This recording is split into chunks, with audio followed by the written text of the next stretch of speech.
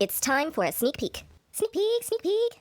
Level can be sometimes negotiated, and you have to test along the way. So many people they close the door on themselves. They see that the job isn't ideal, so they never apply. They never start to compete. They never try to convince the hiring manager that they could be worth more, or that they could work from home and do the same thing, or that they could travel just occasionally instead of 50% of the time. And now, on with the show. When you're feeling the pressure, take a moment to step back, pick up your marbles, and choose to lead with levity. Join us on the Lead with Levity podcast for fireside chats that will fill your bucket and help you get back to being the leader you were meant to be. Now here's your host, Dr. Heather Walker. Welcome back to the Lead with Levity podcast. I'm your host, Dr. Heather Walker, and I am very excited about this next conversation. This is the conversation that you have been waiting for, folks. This is the insider's guide to the conversations that are happening that you are not aware of when you're trying to go out there and get a new job, when you are looking for a raise, a promotion, that next opportunity, and you get passed over and you don't know why. We're about to share some secrets with you today. I'm very excited about our next guest, John Gates. John is an author and founder of Salary Coach, where he helps C-suite executives and senior leaders negotiate higher compensation packages without actually risking their job offers, which is key, or their future relationships, which is also key if you want to do anything once you get that job. And John has extensive experience in corporate recruiting. He's consistently helped his clients secure 10 to 20% more in their pay packages, even in challenging job markets. And today, John is going to help us break down how he helps people navigate salary negotiations with this salary coach method. And we may even pick his brain about some other things too. So we'll see what we have time for today. John, welcome. How are you? Thanks, Heather. I'm so excited to be here with you today. I'm excited to have you here. So my understanding, and we were talking a little bit before I hit record, my understanding is that you have a lot of background in recruiting. You know a lot about promoting people, about what it takes to actually get the money that when you look and you do your research, this is what people get paid. But for some reason, they are offering you 10 to 20K less than that. You know how to actually bridge that gap. So I'm excited. Can you tell us a little bit about how you got to the point that you're at right now where you know all this stuff? Oh, sure. Thanks for that question, Heather. It's a neat story. So I've been a corporate recruiter for most of my career, and that has been a long time. So just to put a date on myself, I've been recruiting since before the internet was a thing. Okay. So Okay. Before AOL? yes, before AOL, before email, before applicant tracking systems, before all this mess that candidates have to deal with today. I started off recruiting for a temporary agency in 1990 because I wanted to be a financial analyst, and I had a job all lined up with a tech company right out of school. I have a finance degree, and so that's where I was heading. And 3 weeks before I get the offer, I get this message from the company saying, we've decided to rescind all outstanding job offers. So I had nothing and a newborn son, and it was just like a terrifying experience. So I started networking like my life depended on it, because like I was going to be homeless if I didn't find something fast. I ended up landing this job at a temporary agency as a recruiter, and they hired me because I had a degree, I could speak Spanish, and I looked good in a suit. That's kind of what they did. And they wanted to put me out in a Hispanic suburb of Portland, Oregon called Hillsboro to recruit mostly people who didn't speak English. And they wanted to tap into that labor force and bring it to their clients. So I started translating all this stuff. And I discovered really quick that I was very good at recruiting. And who knew I would be? I think a lot of recruiters get their start in recruiting through some weird story like this. But I've been recruiting for a long time. And after 5 years with agencies, I got my first job working at a company as a corporate recruiter. Since then, I've risen up to become the head of global recruiting for multiple Fortune 500 companies. And I've been responsible for at least 75,000 job offers in my career. Wow. I am the prosecutor who has become the defense attorney when it comes to fee Mm, negotiation. So I'm used to sitting on the other side of the negotiating table, negotiating on behalf of a company. And as I've been doing that for many years, I actually started to track how much money people were leaving on the table because I used it to justify not being laid off. right. You said, When hey, I'm saving you money, company. Look at all of this money I'm saving you. Yeah, exactly, I've been laid off 4 times in my career.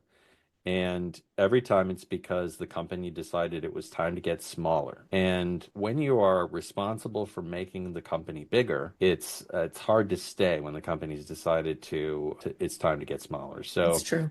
I've built this sort of playbook to try to defend myself against layoffs. And part of that process was just tracking my negotiating ability on behalf of the company. If I got an offer pre-approved at 185, maybe I would extend the offer at 172 and see if I could close it lower than 185. And if I could, that was a negotiation savings. And very often I'd have a signing bonus in my back pocket that I could pull out and use if needed. Most of the time, I didn't need it. And what I discovered through this process, Heather, is that at least 80% of people don't negotiate at all. 10% negotiate effectively, and the other 10% negotiate poorly and actually damage themselves on the way in, or they get the offer rescinded. So I started paying attention to what people were doing effectively, while at the same time understanding all the power dynamics that happen in this process. People don't negotiate, I think, because they're afraid. They feel like there's a power imbalance. They don't want the offer to be yanked away from them at the finish line. That is the worst case scenario. Exactly. Especially after you've spent 3 months going through interview after interview, after you've spent 6 months sending in application after application and not hearing back from different companies. And yeah, Yes, of course you're it nervous. makes Of course there's a power imbalance there. it makes you feel kind of powerless. If you have multiple offers, it's a different market, and you have 3 companies chasing you, then you're emboldened. But that's not the situation we have right now. Maybe a couple of years ago, in the Great Resignation, people were getting multiple offers. The good news is, though, I think things are starting to change. I just closed out a candidate or a client of mine a week and a half ago who had multiple offers. Okay. And even if you don't have multiple offers, you still have leverage in the conversation. You know, And that's what that's most people don't think about. so, John, I want to dive into that. And I think this would be a good conversation of like sort of a list of do's and don'ts. Here's a Hmm. myth. This is what you should do instead. But I'm curious, I'm surprised actually to hear you say that you think things are turning around because Yep. there have been layoff after layoff, lots of news of this. So the market is flooded with really talented people right now. Are the people who are getting multiple offers just the most amazing, top of the crop? Or do you see that happening across the board? No, I don't see that happening across the board yet. Yeah. And I don't think that's going to be very prevalent for at least the next couple of quarters. But I do think that things are starting to shift. I'm getting this sense that things are starting to shift. And it's only because I work with job seekers every day. My clients are job seekers. They're all looking for work. And in that process, they're building their own momentum. And I'm seeing a lot more phone calls, a lot more. The phone is ringing when it wasn't ringing a couple of months ago. And, I think part of that is every 4 years in the United States, we have a presidential election. And Mm, whether you want to support the person who got elected or not doesn't matter. The point is, when there's a presidential election coming up, there's a ton of uncertainty in the world. If you're the CEO or you're the board of directors of a company, you don't know what the government policy is going to be, what the tax policy is going to be, what the trade policy is going to be, what the interest rates are going to be. All of these things mm, drive the big decisions about what markets are we going to enter, what markets are we going to pull out. So now we have President Donald Trump, and so I expect natural resources will be taking off. And he campaigned on bringing manufacturing back to the United States. So those industries are going to come up. But let's say you're a company that's very heavily invested in green technology.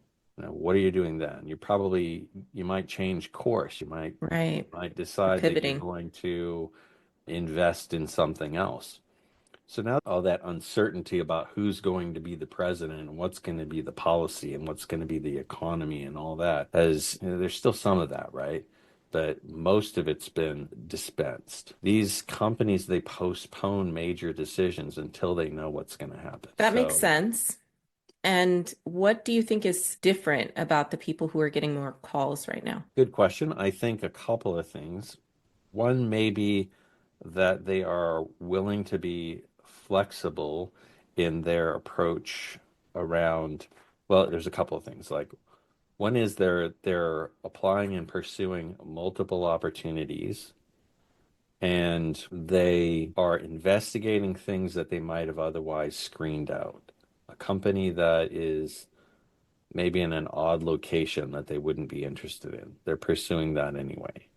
A company may be in a slightly different industry niche, a position that's maybe a little lower than they would consider otherwise. Now, none of this means that they have to give anything up. I'm not suggesting that as a job seeker, you settle, but I am suggesting that you should open as many doors for yourself as possible. Something happens in you emotionally when your phone is ringing and when people are pursuing you. It shifts something in your heart. It makes you feel like, well, I guess this isn't the end of the world after all. And your attitude shifts and changes. Recruiters can smell that attitude. If you're bitter and angry and frustrated, it comes through in your interviews and doors tend to close for you. But if you feel like you're being pursued, even if you're pursuing things that aren't really at the top of your list, that tends to open more doors for you. So there's other things to mention here in that location is negotiable in some cases. You don't know until you get down the path. Same is true of level. You might be interviewing for a manager job. They might be able to offer you a senior manager job. They might be able to offer you a senior director. There are a lot of opportunities like that. The trick is you have to have them become very interested in you. This happened just not too long ago with a client of mine, maybe 2 weeks ago. He was interviewing for a senior manager level position for a nonprofit healthcare company, and they offered him a position, but they recognized that he was going to bring national process. So they were a regional system and they wanted to go national. And he had the skills, he had the understanding and the ability to take some of their processes to a national level. So they agreed to expand the role so that they could attract him. And companies are always willing to pay for value. So don't Very think true. that if you apply for a job that's at a certain level that you're necessarily going to be stuck at that level. Level can be sometimes negotiated, and you have to test along the way. So many people they close the door on themselves. They see that the job isn't ideal, so they never apply. They never start to compete. They never try to convince the hiring manager that they could be worth more, or that they could work from home and do the same thing, or that they could travel just occasionally instead of 50% of the time. And so you teach them how to do this with your salary coach method, right? Yeah. What does that look like? It starts with the idea that negotiation does not begin when you have an offer. This is a mistake that a lot of people make. They think that I don't want to talk about pay, or we're not going to discuss pay until I have an offer in my hand. The negotiation process really begins at the very first interaction between you and a company. I mean, when you apply for a job somewhere, typically the application is going to ask you, what's your pay expectation? And you have to put something in the box, right, to get the phone to ring. And that blinking cursor in the box makes people a lot kind of nervous. They think, if I put something in that's too high, I'm not going to get the phone call. If I put something in that's too low, I'm going to steal for myself. You can put a So, range. yes, but you can sometimes, like most applicant tracking systems, though, are configured so that you can put a number and only a number in the box. I know because I've deployed 3 or 4 applicant tracking systems in my career, and I know how they're built and how they're designed.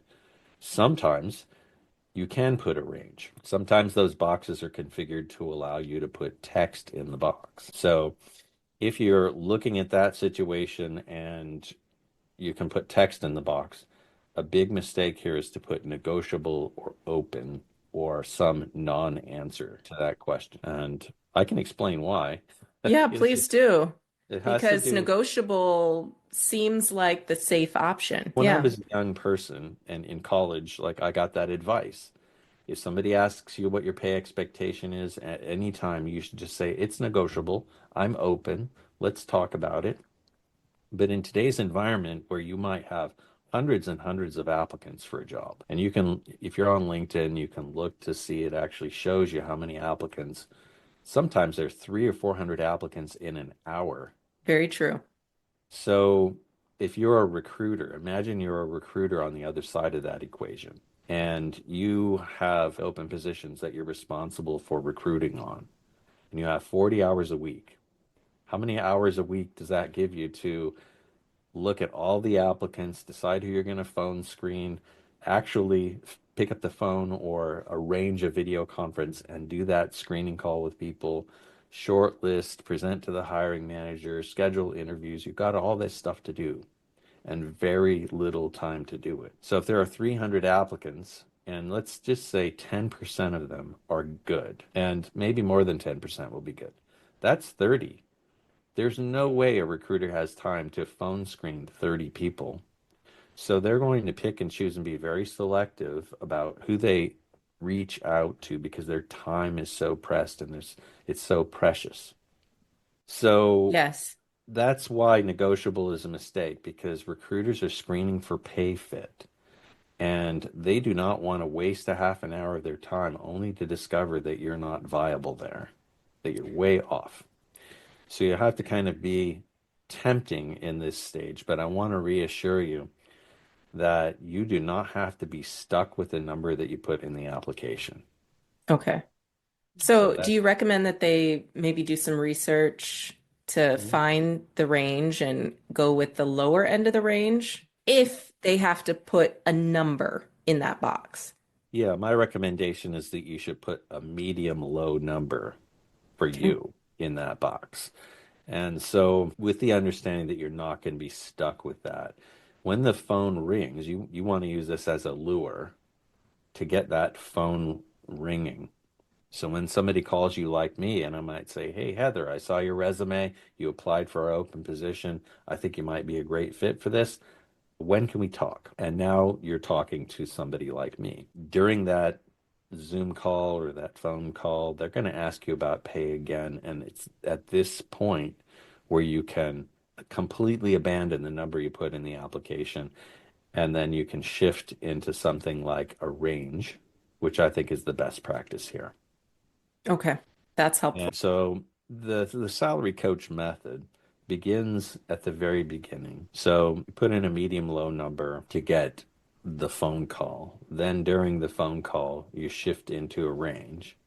Then during the interview process, you're building your value so that you can move up in your own range. Then during the offer, you shift into collaboration mode. And I teach people how to do Hmm. this so they can safely explore what's still on the table and get that. Companies are willing to give that to you. You just have to be willing to go after it and to know how to do that without stepping on a landmine. And that's what I do as a coach, as a consultant. I help my clients to safely navigate this process so they're not sabotaging themselves at any of these steps. Every single step is filled with landmines that they could step on. Yes, very true.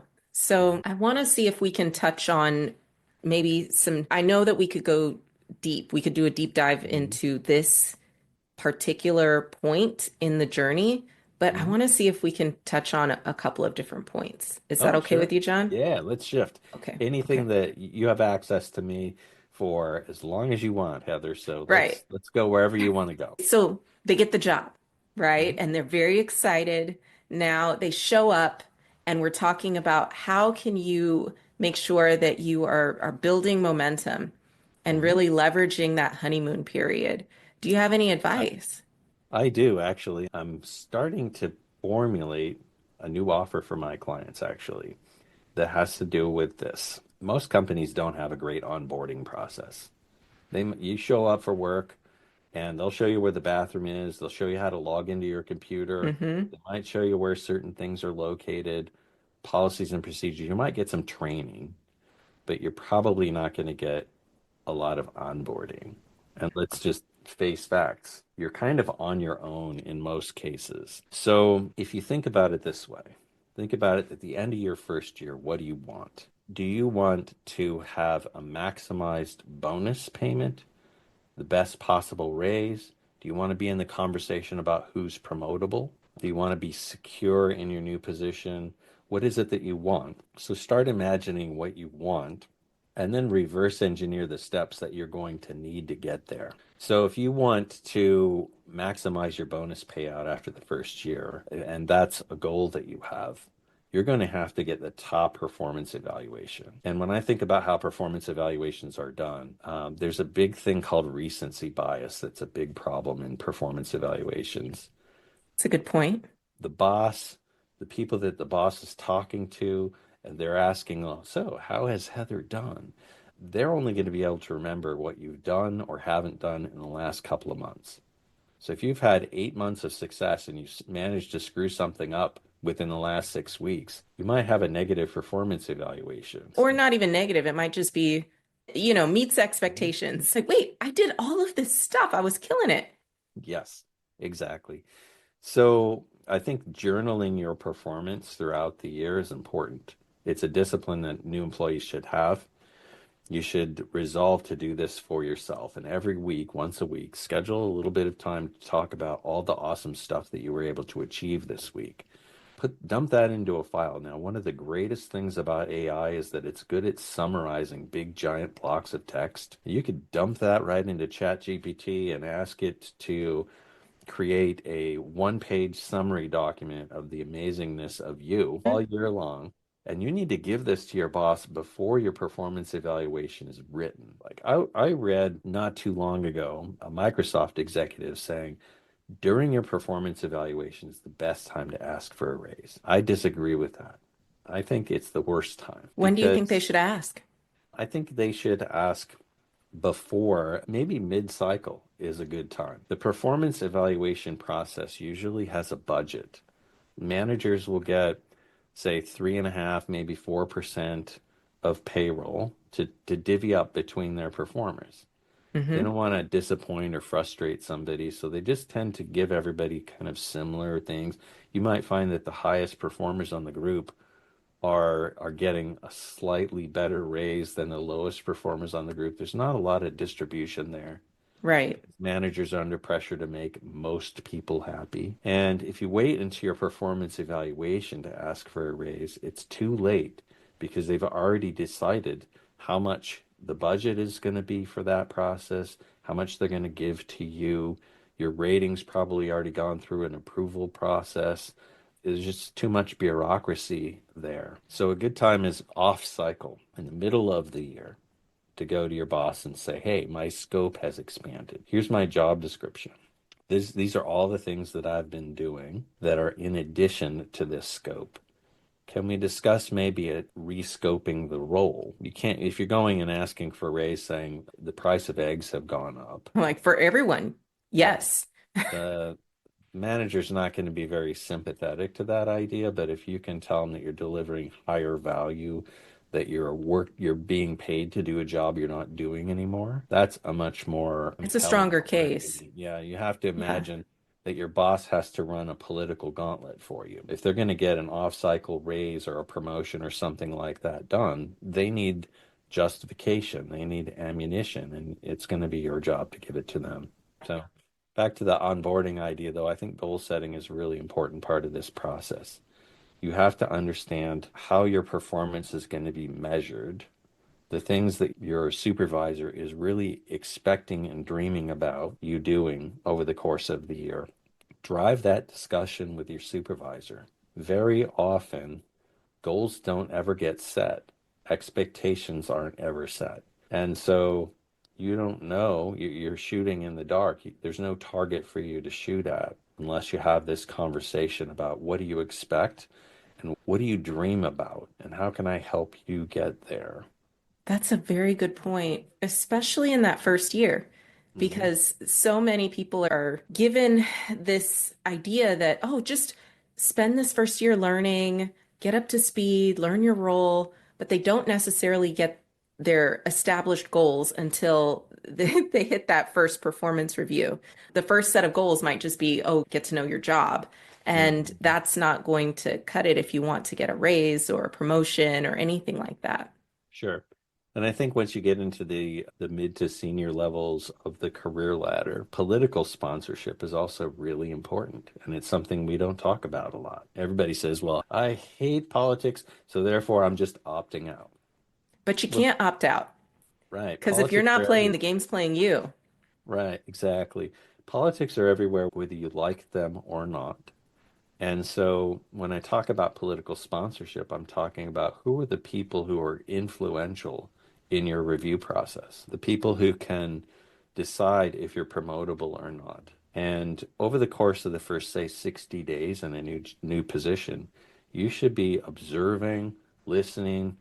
Now, the big political people, the people that you need to satisfy in that first year, may not be your boss. It might be somebody that you don't report to. It might be your boss's boss. It might be a couple of customers that are perennially unhappy with whoever's in this job. And, if you can turn somebody there around into an ally, that speaks volumes. So within the first 60 days, I think you should be observing a lot. Make a list of those people who are potentially influential in your career. Who are those people going to be? And start building an intentional relationship with them. So I'm not suggesting that you schmooze them or brown nose them or anything like that, but you have to understand what are their stakes in the position that you have, and why would they become a promoter of you? Ask yourself these questions. Just start thinking about this. Build an intentional relationship with them. Try to help them win at their job, and they'll come along with you. I love this. I love that you are reinforcing so much of what I know to be true. So thank you, John. With the time that we have left, let's talk about promotions. You want to go to the next level. Mhm. You see yourself as a manager, a director, a VP.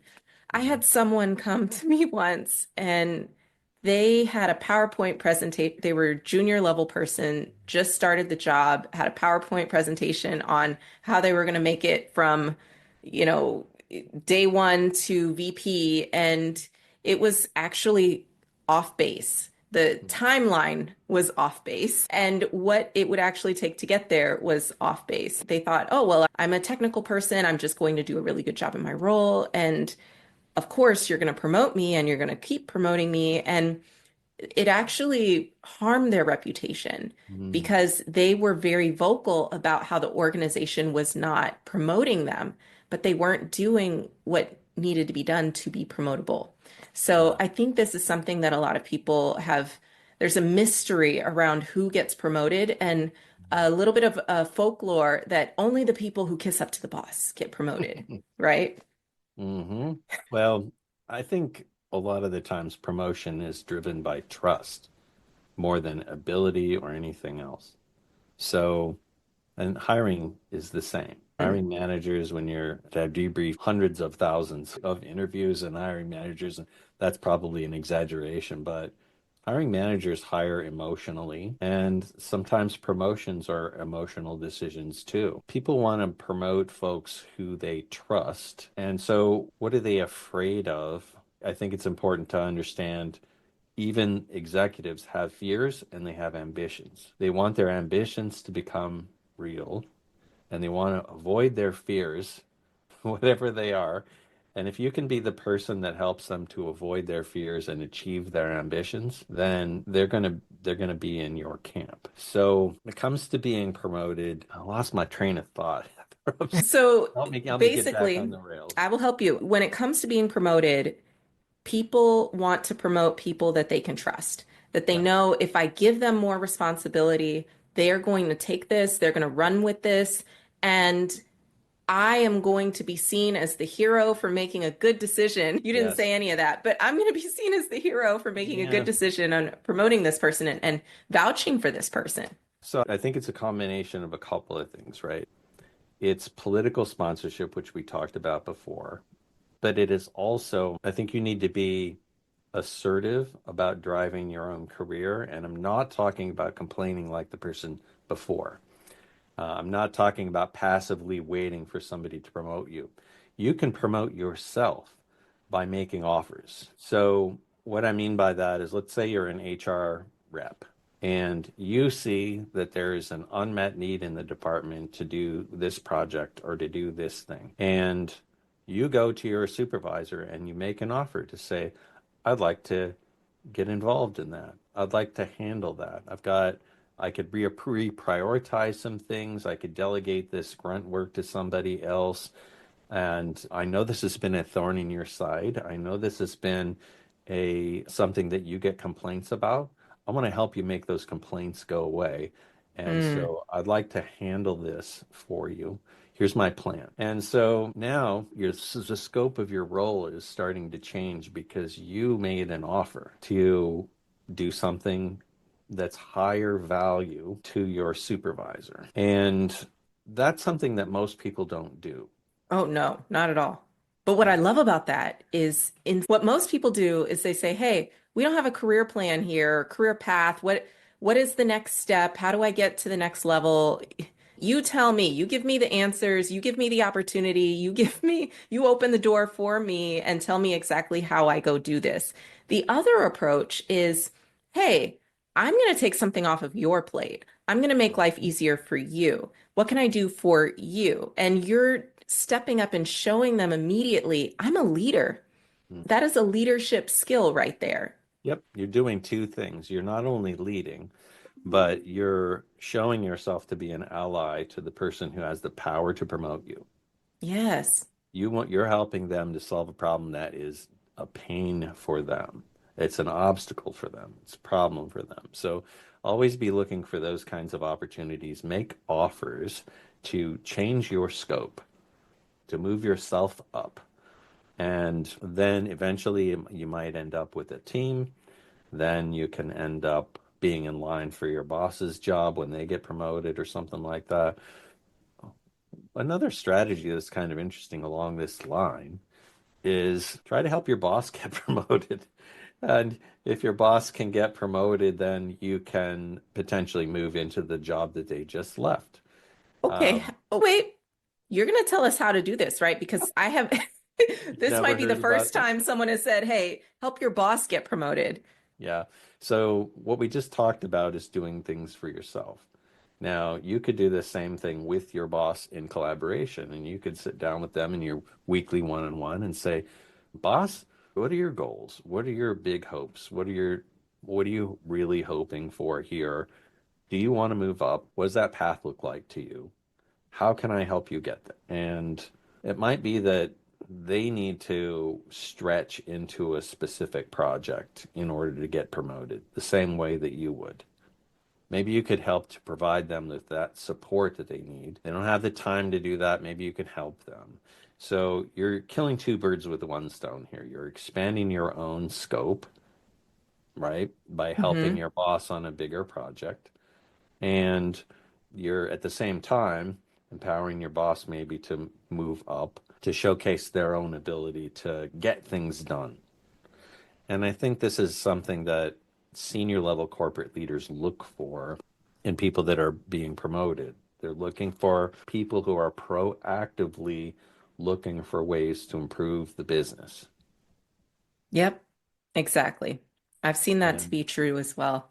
So to sum everything up, what I'm hearing is if you would recommend anything, it would be sort of a four-step process of first get clear on what you want and what you're trying to go after so that you can align your behavior with that goal and have the courage to go after it, get connected to sponsors, show that you yourself are an ally, and document. Make sure that you're documenting everything that you're doing, your wins, so that when it's time for them to say, hey, who are we going to put in this position and who are we going to sort of open doors for, you already have a long list of reasons why they should pick you. Yeah, I think so. And it's difficult. Like sometimes people are a little too ambitious. And that can become annoying to the supervisor. And that's probably the first example that you shared with me. that person was probably annoying the supervisor because now the supervisor feels a lot of pressure to promote this person to satisfy them. They become demanding. Right. So I think it's really important to keep this attitude of I'm going to solve the problem that's the sore spot. And in doing so, I'm going to expand my scope. And then once I've expanded my scope, I can say my job description has changed. There's, I'm it with you. becomes less demanding and more.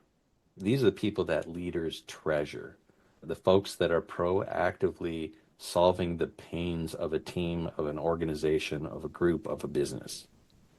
You see the pain point, you want the pain to go away, you're offering to make the pain go away. You just need a little more resources, maybe you need a couple of people on a project team or something like that. Make the proposal, ask for the resources in exchange for fixing the problem. Yeah. Make it about us, not just about me. Yeah. Yeah. No, Yeah. all good negotiations are win-win. Right. And I think that's a misconception, a misunderstanding of what negotiation is. And this holds people back, whether you're negotiating for a promotion or in a job offer. People think that negotiation is, I won the negotiation, you lost the negotiation. And that feels like conflict, feels high risk. Yeah, because at the end of the day, you're still going to have to work with these people. They're going to remember how you navigated that conversation. Yeah.